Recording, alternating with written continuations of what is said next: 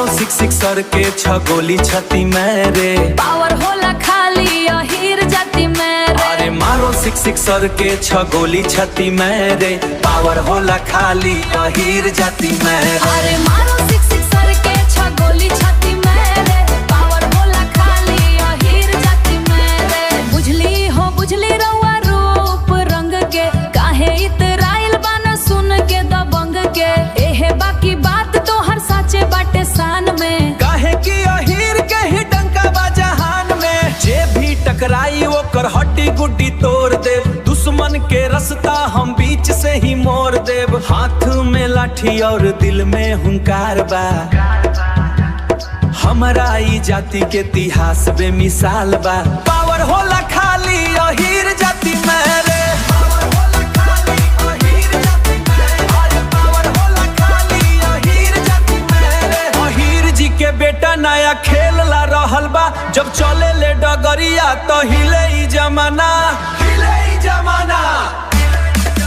अरे फैशन में हिट गावे से सही जमाना। फैशन में हिट गावे सौरभ दीवाना।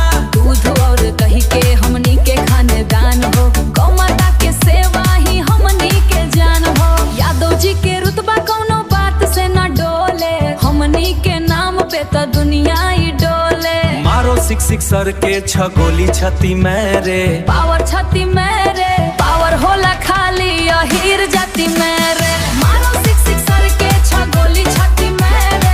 पावर होला खाली अहीर जाति मेरे। मान गईली राजा रउआ बात में दम बा। अहीर जी के जलवा न कोनो से कम बा। माथे पे तिलक और हाथ में कड़ा बा। सबसे अलग तोहर रुतबा बड़ा बा। और ठोक दे बकट्टा जे भी बीच में आई। अहीर जी के पावर ओकरा समझ में आई।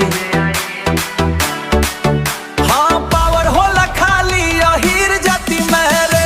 पावर होला खाली अहीर जाति मेरे। अरे पावर होला खाली अहीर जाति मेरे। मारो सिक्सर के 6 गोली छती मेरे।